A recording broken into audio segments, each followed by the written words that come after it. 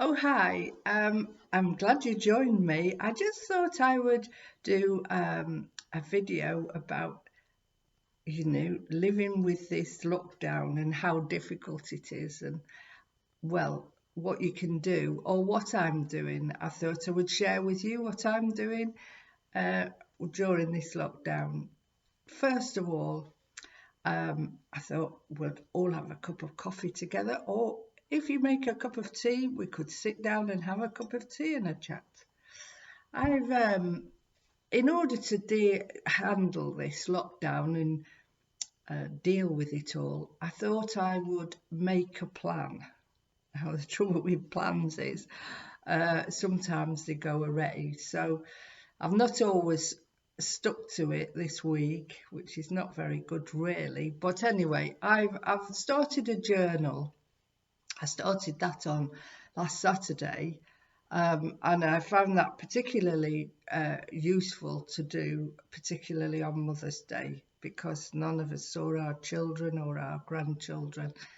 I did have a niece and a husband and daughter pop round, but they stood in the garden, and it's not quite the same, is it? But anyway, that was very nice of them to come. My children and stepchildren live far away. So I found the journal very good. I write down what I'm feeling, and it's quite good to offload it, even if it's on a paper. And then I thought, well, I'll split my day into morning and afternoon and do domestics in the morning and do whatever I wanted to do in the afternoon. And I'm sure you people have got lots of hobbies: drawing, painting, knitting, crocheting. The list is endless, really, what you could do. And I think if you put it into sections, sometimes some of us feel guilty if we're not doing something constructive, but just doing leisure things. So if you divide, or I find for me, if I divide the day, then I don't feel guilty. I should be putting the washing out, or doing the ironing, or whatever other domestic things you do. It, the afternoon is my time to do what I would want to do. Also, you can use the phone your friends. I mean, again, the people you're phoning are also isolated, and they're only too happy to chat. And I find I can be on the telephone for hours chatting to different friends, listening to their experiences and what they're doing and how it's going with them. So again, even if you've not got lots and lots of friends, the friends you have got, I'm sure, would welcome a telephone call from you. And we have technology, if you can use it, or you're able to use it. Email and texting is really good to keep in touch with with people. And also, again, for your grandchildren, if you can FaceTime them or Skype them, you don't feel quite so isolated and away from them, and you can spend a little time with them, and maybe even plan to do something together, like they're drawing, you draw, then show one another their pictures, all those sorts of things. Another little thing, Stephen Fry was on the television, and he said he was cooking and taking things more slowly.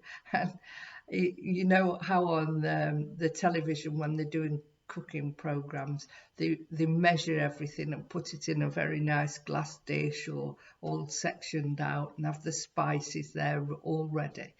And he said that was what he was doing to cook and make his meals, because it makes it, you know, it takes up more time. It spreads the task out, and it just takes you a little bit longer if you do it in that way.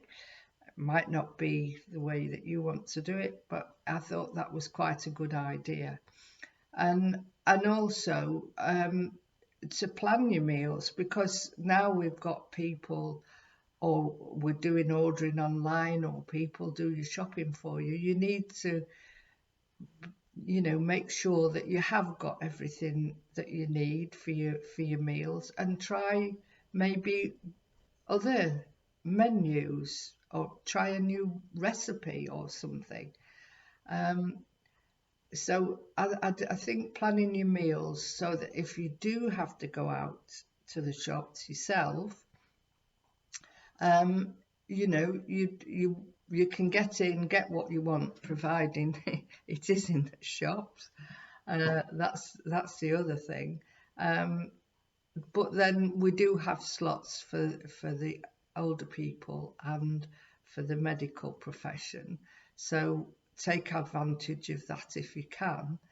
And yeah, and then you can just go in and get what you want and get out as quickly as possible.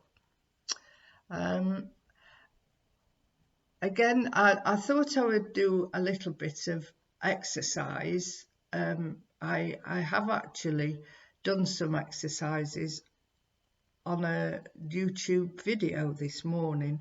There's absolutely loads of exercises you can do at all levels. So that's quite nice. But if you can only,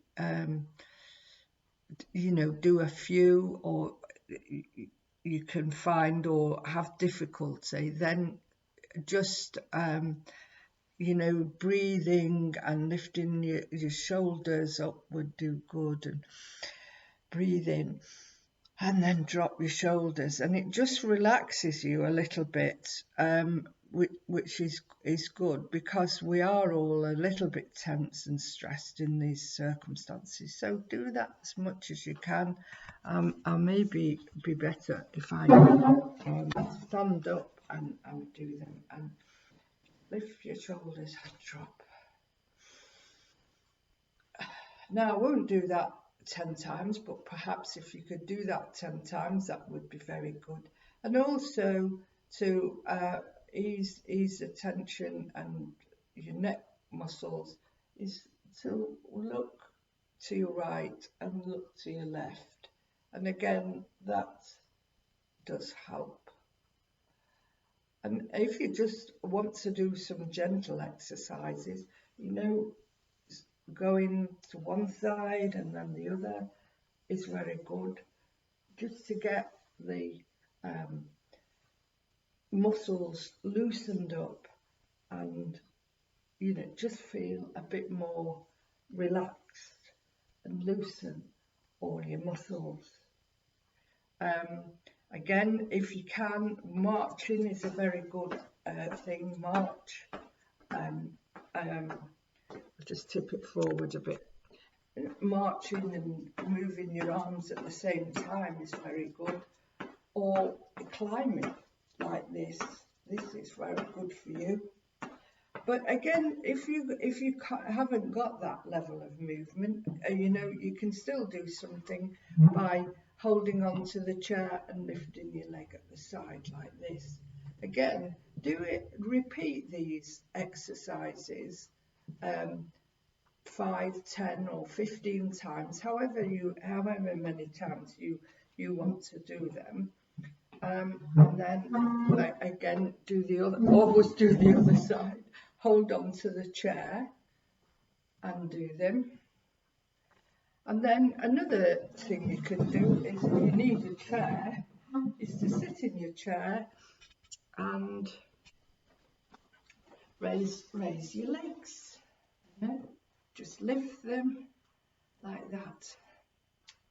Again, every movement, really, every movement you can do does help your body, and will help, get rid of some of the stress. Again, if you can't stand up doing a side by side, do it sitting down like that.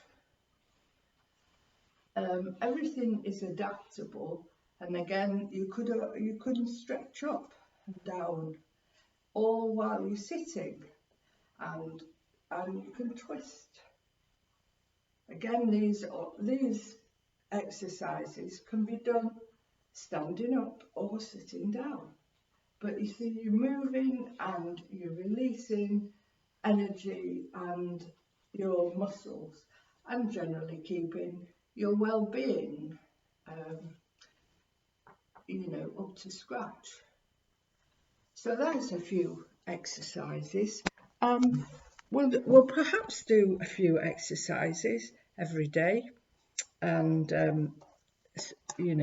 just limber up a little bit. But I find what's really nice, if you put a CD on or a radio that plays music, you could have a dance around your kitchen, which will all make you jolly and release the endorphins and maybe make you feel a little bit better. Now, if you have a garden, it's lovely weather at the moment, so you could go in your garden.